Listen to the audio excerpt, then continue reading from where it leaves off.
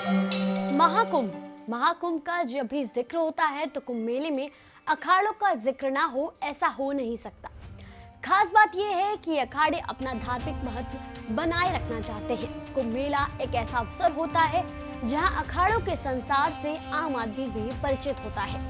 कुंभ मेले में अलग अलग अखाड़ों के संत विशेष रूप से सजे रथों में सवार होते हैं, अलग अलग करतब दिखाते हैं और अपने अस्त्र और शस्त्रों का प्रदर्शन करते हैं। ये अखाड़े कुछ और नहीं बल्कि हिंदू धर्म में विभिन्न मान्यताओं के मठ हैं। ये अखाड़े भले ही अलग अलग हो लेकिन कुंभ के मौके पर सब संत एक जगह पर एकत्रित होते हैं। अखाड़ों के जानकार बताते हैं कि पहले प्रमुख रूप से 4 अखाड़े हुआ करते थे, लेकिन बाद में मतभेद बढ़े और अखाड़ों की संख्या 13 हो गई। अखाड़ों की परंपरा में गुरु शिष्य की परंपरा है और अखाड़ों के संसार में उपाधियां भी प्रदान की जाती है। तो आज हम आपको बताएंगे श्री पंचायती अखाड़ा निरंजनी के बारे में। यह अखाड़ा उत्तर प्रदेश में शैव संप्रदाय के 7 अखाड़ों में से एक है। यह भारत के सबसे बड़े और प्रमुख अखाड़ों में से एक है।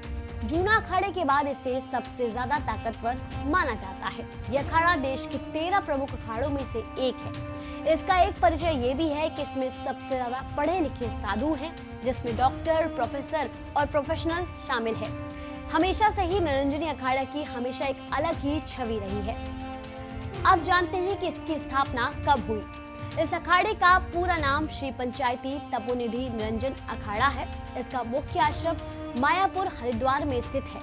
अगर साधुओं की संख्या की बात की जाए तो निरंजनी अखाड़ा देश के सबसे बड़े और प्रमुख अखाड़ों में से एक है। जूना अखाड़े के बाद उसे सबसे ताकतवर माना जाता है। वो देश के 13 प्रमुख अखाड़ों में एक है। सबसे पढ़े लिखे साधु। इस अखाड़े में सबसे ज्यादा पढ़े लिखे साधु हैं, जिसमें डॉक्टर, प्रोफेसर और प्रोफेशनल शामिल हैं। एक रिपोर्ट की माने तो शैव परंपरा के निरंजनी अखाड़े के करीब 70% साधु संतों ने उच्च शिक्षा प्राप्त की है।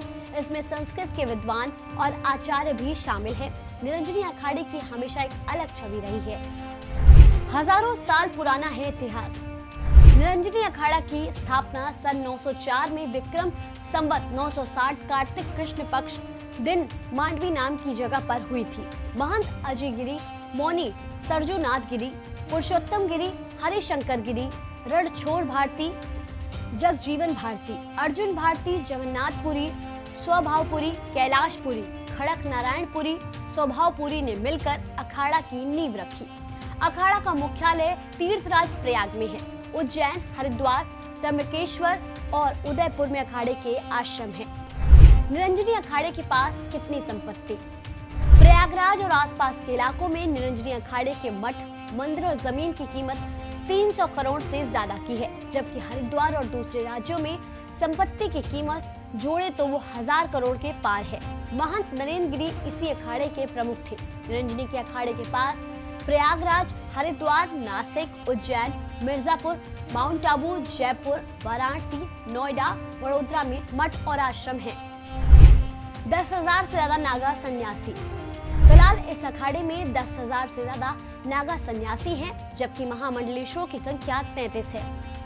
महंत और श्री महंत की संख्या 1000 से भी ज्यादा है। वैसे निरंजनी अखाड़े ने भव्य पेशवाई के साथ कुंभ में अपनी शुरुआत की थी। इसमें कई रथ, हाथी और ऊंट शामिल हुए थे। करीब 50 रथों पर चांदी के सिंहासन पर आचार्य महामंडलेश्वर और महामंडलेश्वर विराजमान थे। बड़ी संख्या में नागा साधुओं ने भगवान शिव का तांडव किया था। कौन बन सकता है महामंडलेश्वर। अखाड़े का महामंडलेश्वर बनने के लिए कोई निश्चित शैक्षणिक योग्यता की जरूरत नहीं होती है। इन अखाड़ों में महामंडलेश्वर बनने के लिए व्यक्ति में वैराग्य और संन्यास का होना सबसे जरूरी माना जाता है। महामंडलेश्वर का घर परिवार और पारिवारिक संबंध नहीं होने चाहिए। हालांकि इसके लिए आय का कोई बंधन नहीं है, लेकिन ये जरूरी होता है कि जिस व्यक्ति को ये पद मिले उसे संस्कृत, वेद पुराणों का ज्ञान हो और वह कथा प्रवचन दे सकता हो। कोई व्यक्ति या तो बचपन में या फिर जीवन के चौथे चरण यानी कि वानप्रस्थाश्रम में महामंडलेश्वर बन सकता है, लेकिन इसके लिए अखाड़ों में परीक्षा ली जाती है। विवादों में भी घिर चुका है अखाड़ा। कुछ सालों पहले डिस्कोथेक और बार संचालक रियल एस्टेट कारोबारी सचिन दत्ता को इस अखाड़े का महामंडलेश्वर सच्चिदानंद गिरी बनाया गया था, जिसके बाद निरंजनी अखाड़ा विवादों में घिर गया था।